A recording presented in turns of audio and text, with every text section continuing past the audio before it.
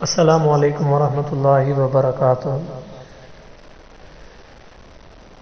ہر چیز، ہر ادارہ، ہر حکومت، ہر ریاست تبھی مضبوط ہوتی ہے، تبھی وہ تا دیر قائم رہتی ہے جب وہ اپنے اصولوں پر، جب وہ اپنے رسم و رواج پر برقرار رہے۔ جو اس کے لیے جو اصول بنائے جاتے ہیں، اگر ان اصولوں کو مضبوطی سے پکڑا جائے تو پھر وہ ریاست تا دیر رہتی ہے، اس ریاست کے اندر نکھار آتا ہے، وہ ریاست زیادہ دیر تک پھولتی پھلتی ہے۔ تو ایسے ہی اسلامی ریاست کا ایک پہلو عدل و انصاف بھی ہے۔ اگر اسلامی ریاست کے اندر عدل و انصاف نہ ہو، قانون کی بالادستی نہ ہو، تو پھر اسلام کا نام صرف نام ہی رہ جاتا ہے، اس کا وجود ختم ہو جاتا ہے، اس کا اثر اور پاور ختم ہو جاتا ہے۔ لہٰذا ہمیں چاہیے کہ ہم ان اصولوں کو برقرار رکھیں۔ اسلام کے اندر عدل و انصاف کا جو پہلو ہے ہم اس کو رکھیں، اور عدل و انصاف کی تلوار ایسی ہے کہ دو دھار والی تلوار ہے، وہ اپنوں کو بھی کاٹتی ہے تو غیروں کو بھی کاٹتی ہے۔ صرف یہ نہیں کہ وہ صرف اور صرف دشمنوں کے لیے چلے، یعنی غیروں کے لیے تو عدل و انصاف کی بات کریں اور اپنوں کے لیے عدل و انصاف کی بات نہ کریں، یہ پھر دگنی پالیسی ہے، یہ پھر عدل و انصاف نہیں ہے۔ اسی پر بنی ایک یہ سچی کہانی جو آپ کے سامنے میں شیئر کر رہا ہوں، امید ہے کہ آپ کو ضرور پسند آئے گی، اور اللہ رب العزت سے دعا ہے کہ ہمیں بھی اس پر عمل کرنے کی توفیق عطا فرمائے۔ ایک قاصد سمرقند شہر سے طویل سفر طے کر کے آیا اور سلطنت اسلامیہ کے حکمران سے وہ ملنا چاہتا تھا۔ اس کے پاس ایک خط بھی تھا جس کے اندر غیر مسلم پادری نے مسلمان سپہ سالار حضرت قتیبہ بن مسلم کی شکایت درج کی تھی۔ پادری نے لکھا کہ ہم نے یہ سنا ہے، اس خط کے اندر پادری کی یہ الفاظ تھے کہ ہم نے سنا ہے کہ مسلمان جب جنگ کرتا ہے تو اس کے یہ اصول ہوتے ہیں، جب حملہ کرتا ہے تو حملے کرنے سے پہلے اس کے 3 آپشن ہوتے ہیں۔ پہلا آپشن اس کا یہ ہوتا ہے کہ اسلام کے قبول کرنے کی دعوت دیتا ہے کہ اسلام قبول کرو، اپنے فریق کو اسلام کے قبول کرنے کی دعوت ترغیب دیتا ہے۔ دوسرا اصول یہ ہوتا ہے، دوسرا آپشن یہ ہوتا ہے کہ اگر اسلام قبول نہیں کرتا تو اس پر جزیہ ٹیکس عائد کیا جاتا ہے کہ آپ اس کے بدلے میں جزیہ ٹیکس دو گے۔ تیسرا آپشن یہ ہوتا ہے کہ اگر جزیہ بھی نہیں دینا تو پھر لڑائی کے لیے تیار ہو جاؤ۔ 3 دن مہلت کے لیے اس کو دیے جاتے ہیں، سوچ و بچار، غور و فکر کرنے کے لیے۔ تو لہذا اگر وہ جنگ کے لیے تیار ہو جاتے ہیں تو پھر جنگ شروع کی جاتی ہے، ورنہ جنگ نہیں کی جاتی۔ اس پادری نے لکھا کہ ایسا ہمارے ساتھ سلوک نہیں ہوا، اچانک ہمارے اوپر حملہ ہوا اور ہمیں مفتو کر لیا گیا، ہم پر فتح حاصل کر لی گئی، ہمارے اوپر غلبہ حاصل کر لیا گیا۔ یہ خط اس نے لکھا، سمرقند کے سب سے بڑے پادری نے یہ خط لکھا، اسلامی سلطنت کے فرمانروا حضرت عمر بن عبدالعزیز کے نام لکھا۔ دمشق کے لوگوں سے شہنشاہ وقت کے قیام گاہ کا معلوم کرتے کرتے وہ قاصد ایک ایسے گھر پر جا کر پہنچا جو گھر انتہائی معمولی اور خستہ حالت میں تھا۔ ایک شخص اس کی دیوار سے لگی سیڑھی پر چڑھ کر چھت کی لپائی کر رہا تھا، یعنی چھت کا پلستر کر رہا تھا، اور نیچے کھڑی ایک عورت اس کو گارا اٹھا کر دے رہی تھی۔ جس راستے سے یہ پوچھ کر اس گھر تک پہنچا تھا، واپس اسی راستے پر اسی ہی قدموں پر واپس لوٹا، اور جا کر اس نے جن لوگوں سے پوچھا تھا گھر کا راستہ، انہی لوگوں سے جا کر تذکرہ کیا کہ میں نے آپ سے شہنشاہ وقت کا قیام گاہ پوچھا تھا، میں نے آپ سے کوئی مفلوق الحال شخص کا پتہ نہیں پوچھا تھا، میں نے ان کی لوکیشن نہیں پوچھی تھی، بلکہ میں نے تو آپ سے امیر المومنین کی لوکیشن پوچھی تھی۔ لوگوں نے کہا کہ ہم نے بھی تجھے ٹھیک پتہ دیا تھا، وہی حاکم تھے، وہی حاکم وقت ہے، وہی شہنشاہ وقت ہے جس کا نام عمر بن عبدالعزیز ہے، اور وہی اس کا گھر ہے، وہی خود بندے تھے۔ قاصد پھر بیچارہ مایوسی اس کے چہرے پر چھا گئی اور بے دلی سے دوبارہ اسی گھر پر واپس آیا، کیونکہ اوپر سے آرڈر تھا۔ گھر پر جا کر اس نے دستخط دی تو جو شخص کچھ دیر پہلے اس گھر کی چھت کی لپائی کر رہا تھا وہی اندر سے نمودار ہوا۔ قاصد نے اپنا تعارف کروایا اور کیا مقصد تھا، کس کے لیے آیا، وہ سارا حال احوال جب اس کے سامنے رکھا، خط بھی جب حضرت عمر بن عبدالعزیز کو دیا تو حضرت عمر بن عبدالعزیز نے خط جب پڑھا تو اسی خط کی پشت پر ہی اپنا پیغام لکھا۔ حضرت عمر بن عبدالعزیز کی طرف سے سمرقند میں جو عامل مقرر تھے ان کے نام پر یہ خط لکھا۔ انہوں نے خط کے اندر لکھا کہ ایک قاضی کا تقرر کر دیا جائے، اپنے علاقے میں ایک قاضی کا تقرر کر دیا جائے اور وہ پادری کی شکایت سنے۔ یہ مہر لگا کر خط واپس اسی قاصد کو دے دیا۔ وہ قاصد جب سمرقند لوٹ کر آیا اور قاصد نے جب خط کا جواب اور ملاقات کا حال احوال جب پادری کو سنایا تو پادری پر بھی ایک مایوسی چھا گئی کہ کیا امیر المومنین اس طرح ہوتا ہے مسلمانوں کا؟ کیا شہنشاہ وقت کا بھی یہ حال ہوتا ہے کہ ان کے گھر کا بھی یہ حال ہو اور ان کی پوشاک کا بھی یہ حال ہو؟ میرے دوستو، ایک تو یہ ان کا حال تھا اور آج ایک ہمارا حال ہے کہ اگر ہمیں تھوڑی بھی سیٹ مل جاتی ہے، تھوڑی پوزیشن مل جاتی ہے تو ہم کہاں سے کہاں پہنچ جاتے ہیں۔ ہم اتنا اتراتے ہیں کہ ہم پوری دنیا کو ہم پیچھے چھوڑ جاتے ہیں، ہم سب لوگوں کو کچھ بھی نہیں سمجھتے، ہم اپنے تکبر اور فخر کے اندر رہتے ہیں۔ لیکن یہ وہ لوگ تھے جنہوں کے سامنے دنیا کوئی چیز نہیں تھی، دنیا کی کوئی قدر و قیمت نہیں تھی۔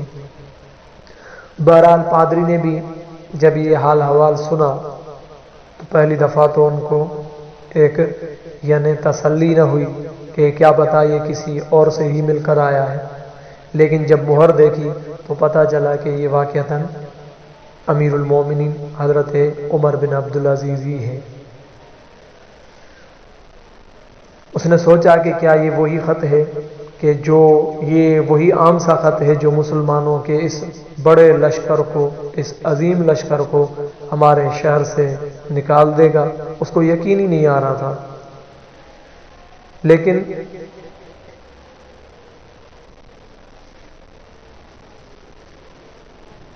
یہ اس کی بات کے اندر بار بار چیز کھٹک رہی تھی، یہ بات کہ یہ جو کاغذ ہے، یہ کاغذ کا ٹکڑا کوئی ان کو فائدہ بھی پہنچا سکے گا یا نہیں پہنچا سکے گا، یہ اس کی دل کے اندر کھٹک باقی تھی۔ بہرحال اس کے علاوہ کوئی اور راستہ بھی نہ تھا، اس لیے انہوں نے وہ خط ڈرتے ڈرتے امیر لشکر اور حاکم سمرقند یعنی حضرت قتیبہ بن مسلم کے پاس جا کر پہنچایا۔ حضرت قتیبہ نے جب خط پڑھا فوراً ایک قاضی کا تعین کر دیا جو اس کے اپنے خلاف سمرقندیوں کی شکایت سن سکے۔ قاضی نے پادری سے پوچھا کہ آپ کا کیا دعویٰ ہے، آپ اپنا دعویٰ پیش کرو۔ پادری نے کہا کہ قتیبہ نے بغیر کسی پیشگی اطلاع کے ہم پر حملہ کیا، نہ تو اس نے ہمیں اسلام قبول کرنے کی دعوت دی تھی اور نہ ہی ہمیں کسی سوچ و بچار کا موقع دیا تھا۔ قاضی نے حضرت قتیبہ کو دیکھ کر پوچھا، کیا کہتے ہو اس دعویٰ کے جواب میں؟ حضرت قتیبہ نے کہا کہ قاضی صاحب، جنگ تو ہوتی ہی فریب اور دھوکہ ہے، فریب اور دھوکے سے ہوتی ہے۔ سمرقند ایک عظیم ملک تھا، اس کے قرب و جوار کے کم تر لوگوں نے نہ تو ہماری کسی دعوت کو مان کر اسلام قبول کیا تھا اور نہ ہی جزیہ دینے پر تیار ہوئے تھے، بلکہ وہ سارے ہمارے مقابلے میں انہوں نے جنگ کو ترجیح دی۔ تو یعنی اس کے اڑوس پڑوس میں ساروں نے ہماری بات نہیں مانی، سمرقند کے اڑوس پڑوس لوگوں نے ہماری باتیں نہیں مانی، ہمارے شرائط نہیں مانے، تو وہ مقابلے میں ہمارے لیے میدان میں آ گئے۔ تو ہم نے اسی پر ہی قیاس کر کے یہ سوچا کہ جب چھوٹے بڑے سارے ممالک انہوں نے جب ہماری بات نہیں مانی تو یہ تو ایک بڑا شاندار اور سبز و شادابی کا ایک علاقہ ہے، یہ بات ہماری کیسے مانیں گے؟ لہذا سمرقند کی جو زمینیں تھیں اور بھی سبز و شاداب تھی اور زور آور تھی، ہمیں پورا یقین تھا کہ یہ لوگ بھی لڑنے کو ہی ترجیح دیں گے، ہمارے شرائط کو قبول نہیں کریں گے۔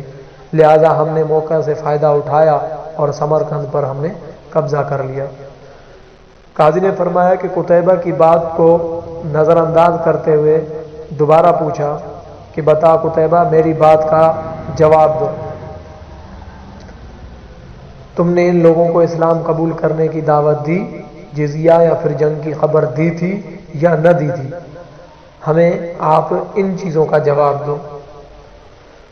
تو قتیبہ نے کہا کہ نہیں قاضی صاحب، میں نے جس طرح پہلے ہی عرض کر دیا کہ ہم نے موقع سے فائدہ اٹھایا۔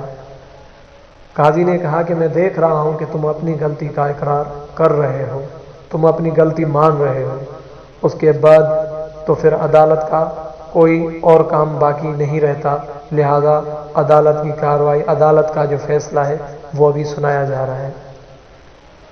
اور فرمایا کہ اللہ نے تو اس دین کو فتح اور عظمت جو دی ہے وہ تو عدل و انصاف کی وجہ سے دی ہے، نہ کہ دھوکہ دہی اور موقع پرستی سے دی ہے۔